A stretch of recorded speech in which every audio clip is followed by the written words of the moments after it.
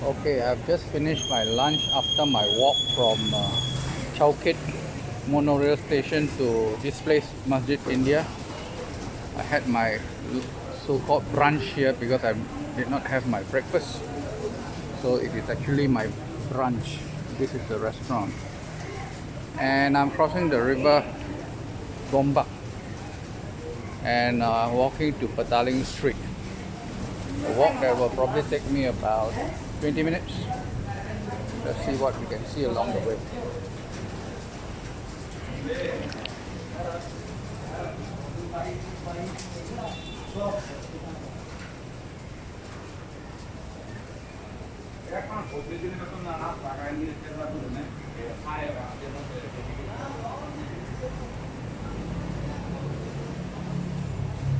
It is quite polluted, as you can see.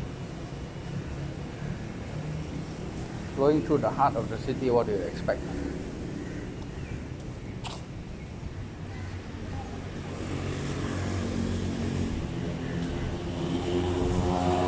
It's drizzling now. I hope I can make it there.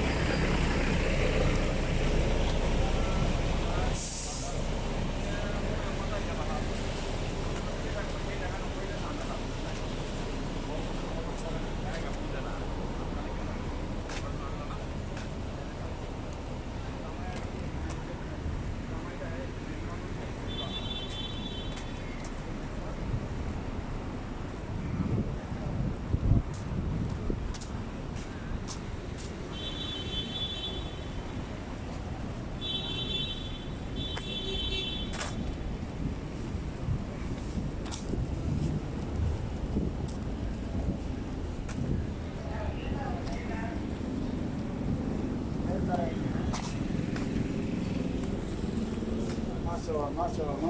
Okay.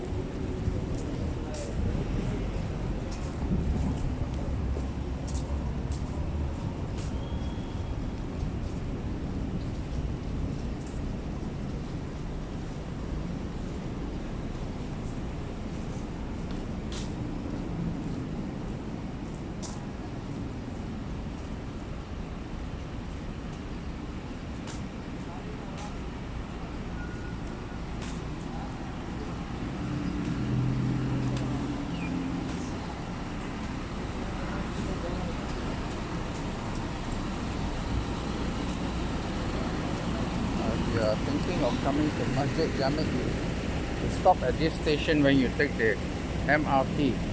Oh no, the LRT I mean. Masjid Jamek station.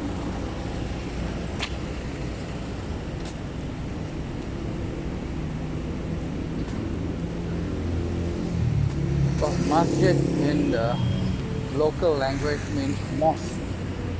Mosque station. Jamek Mosque station.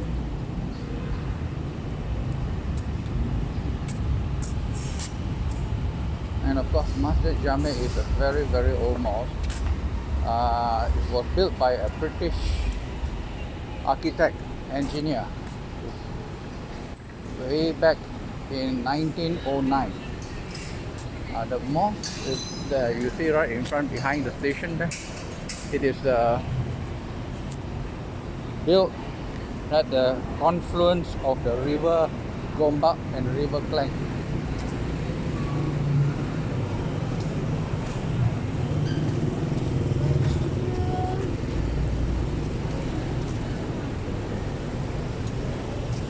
Okay, let's see if we can go there.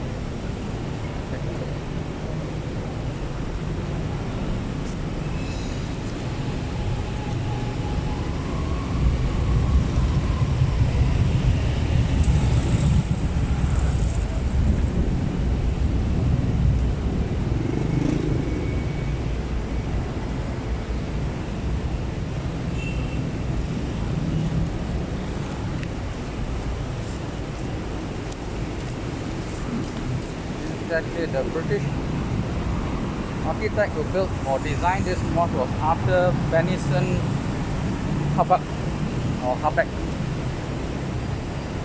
H-U-B-B-A-C-K, Hubbard.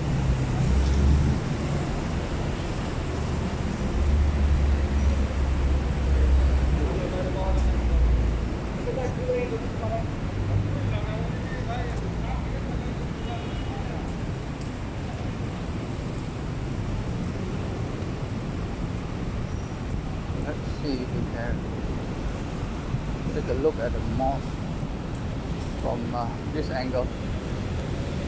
Let me go here.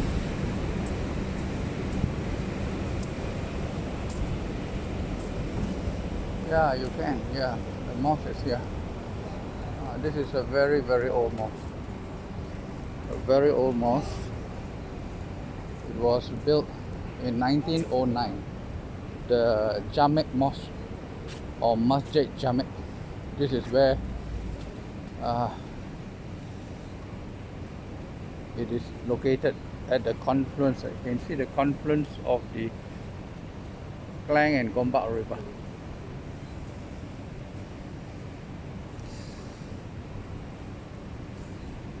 Okay, let's go.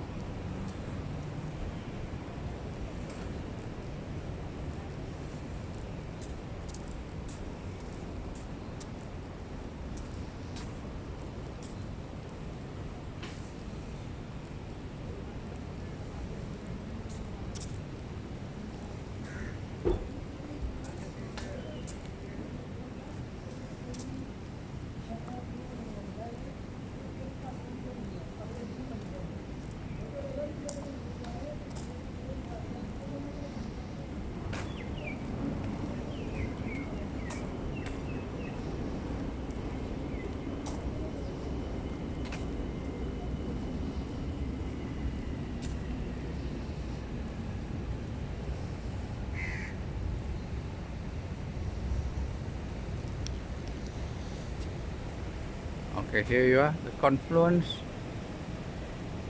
of the Gombak and Klang River, and this is where the mosque is located, just at the confluence.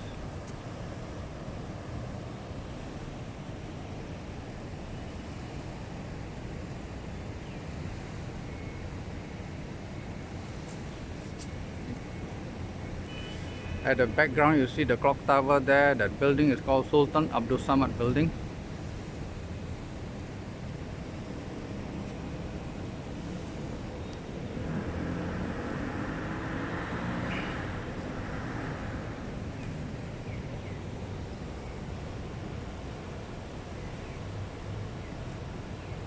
This is the monorail Jamek station. Monorail Jamek station.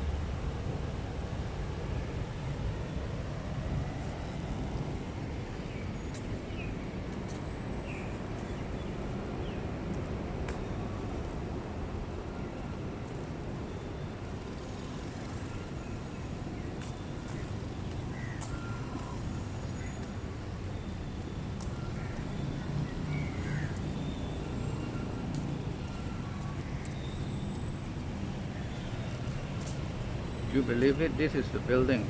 Last time it was known as Kwang Yik Bank building. Now it's RHB Bank. This is the building I once worked some 40 years ago.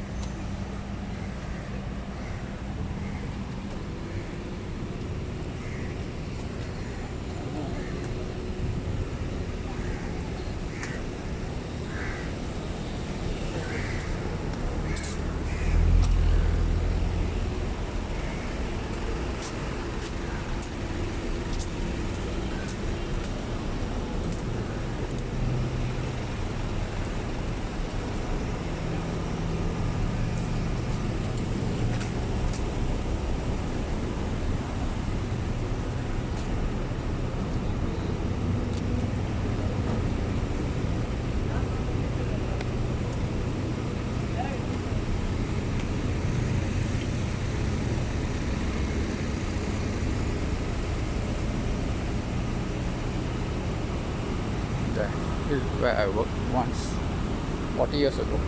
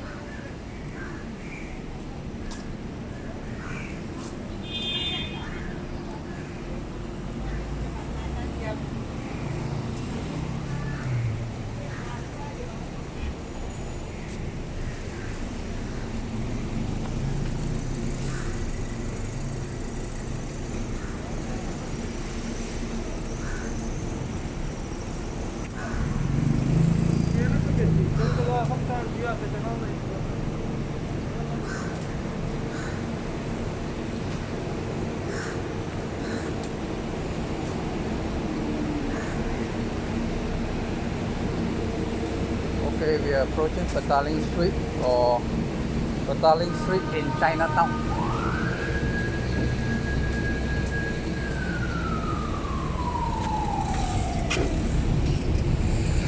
About a little bit about the Petaling Street, a little bit about the history.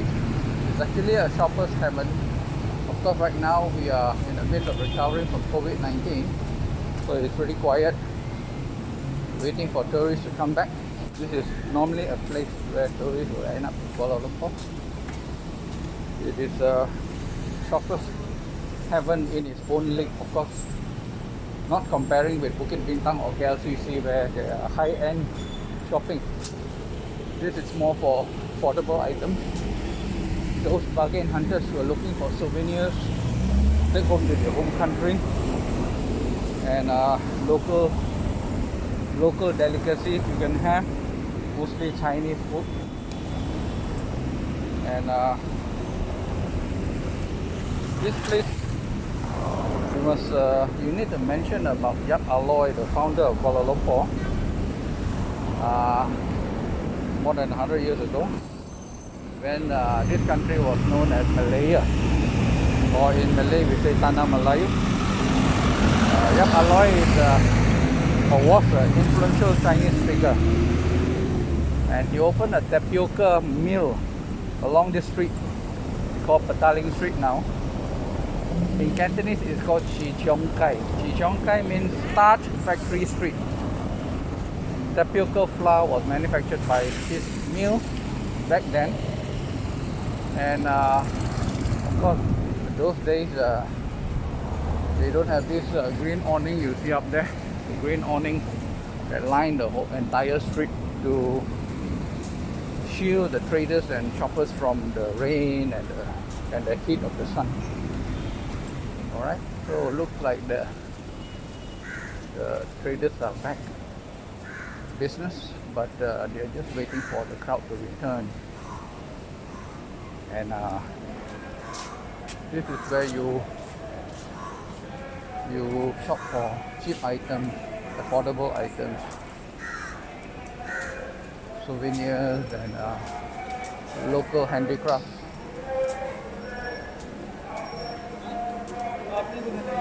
Of course, you need to bargain, especially when you're a foreigner.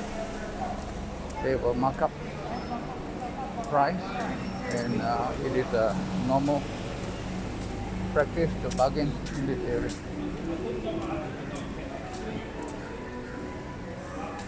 Haggle until you are satisfied. Well, it's quite a welcome sight. I was here a couple of days ago. Most of the stalls were closed. Now they are open. Looks like they are expecting the crowd to return. Now you find mostly locals. Foreigners have yet to come back to Malaysia.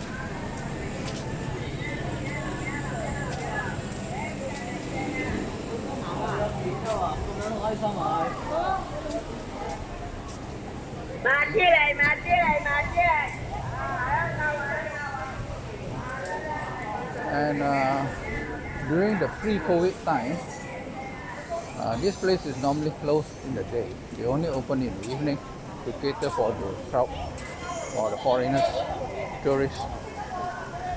But because of the situation that we are in, they are open in the day now. And as I know, they close at night in the evening. This place is closed at night because the locals normally don't come out shopping at night.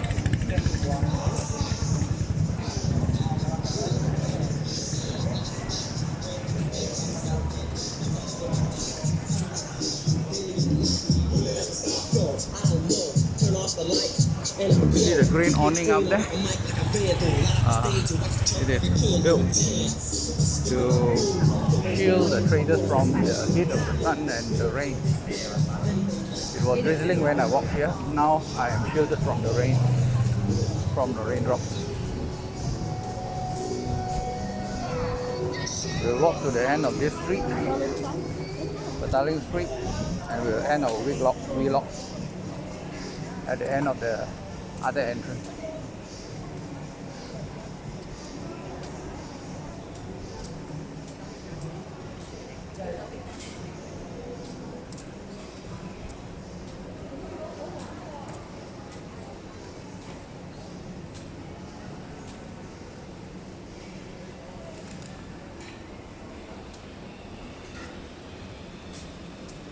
Hardly anybody.